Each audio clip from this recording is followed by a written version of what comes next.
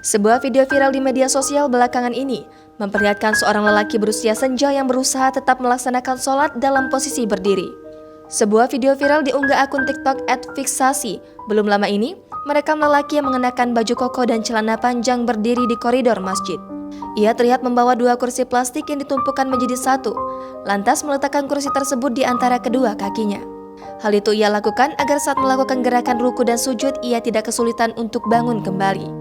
Lelaki itu tampak memiliki masalah kesehatan pada kedua lutut atau kakinya yang sudah tidak lagi bisa menopang tubuhnya dengan kuat. Saat berjalan pun, kakek itu tampak tertatih dan berhati-hati.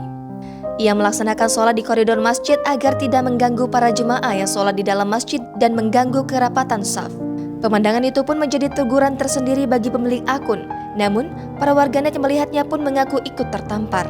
Unggahan yang telah dilihat sebanyak lebih dari 17,3 juta kali penayangan dan disukai sebanyak lebih dari 2 juta kali oleh sesama pengguna TikTok itu pun menuai beragam komentar.